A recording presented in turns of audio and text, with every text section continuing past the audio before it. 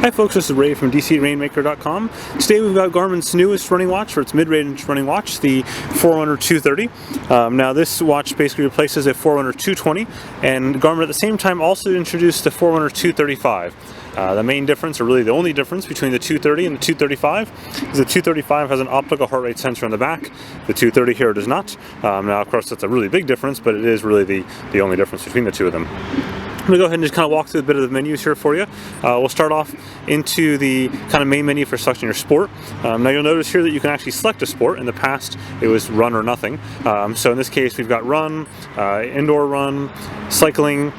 You can choose an other just if you're doing yoga or something else, and then we're back to run again. And you can also enable or disable some sports, so you can go ahead and enable these, or you can also enable, for example, indoor cycling.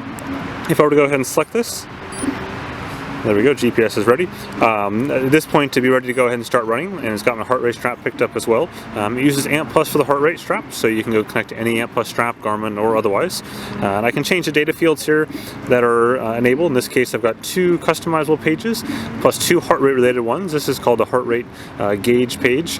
And then I've got the time, and back to one of the first customizable pages, the second customizable page. Again, you can customize up to 3 data fields per page.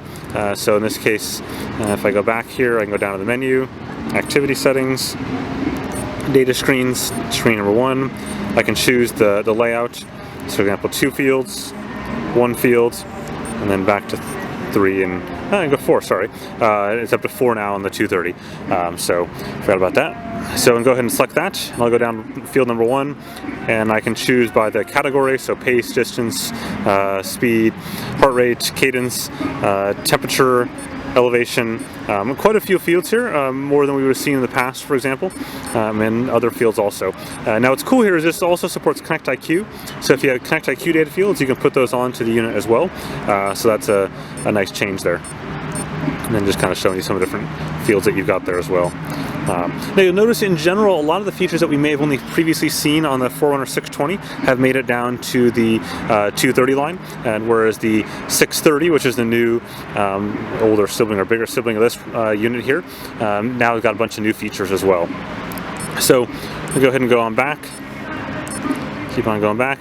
Now within the activity settings, remember you can configure settings now per activity. That includes things like data fields, but also aspects such as the GPS type. Are you going to have just regular GPS or GPS with GLONASS, or what are your configuration settings there? You've also got the ability to set 1 second or smart recording as well, which is something that wasn't an option in the past. So you can see there's my GPS menu options. Then just choose both. I can choose power timeout or power save timeout. This is useful for starting a race. You can go to extended, so it doesn't keep asking if it wants to shut off, and then change the profile color, which is super important. Within training, you've got the ability to do customizable workouts like you did in the past. You can download these from Garmin Connect. You can create your own there.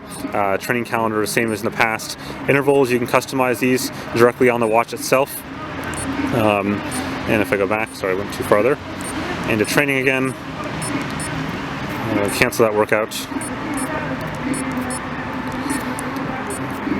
And then it'll also do finish time as well, so we can estimate the finish time based on how much I have remaining in this case. So if I was doing 42 kilometers for a marathon, estimated finish time, this will show me this as it goes through.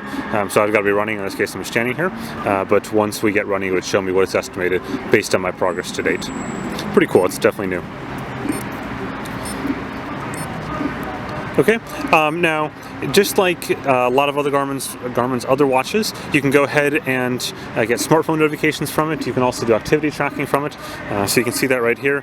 In this case, it's not connected to my smartphone, but I can go up and down. There's the steps right there, for example, my steps for the day. I can also lock the screen as well. I believe that's just holding the up button up there. And that's actually if the move alerts, when we get back to the time screen, there we go.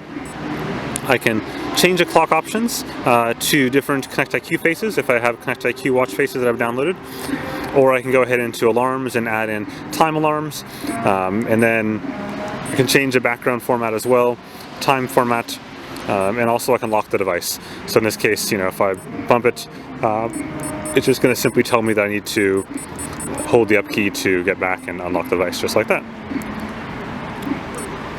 So there you go. That's just a quick look at the Garmin Forerunner 230 here. And so just, again, it is fully waterproof down to 50 meters. So you don't have to worry about using this in the pool. It won't recognize swim strokes in the pool, of course. It's just purely a running with a little bit of cycling, but it's definitely waterproof for that. So with that, thanks for watching.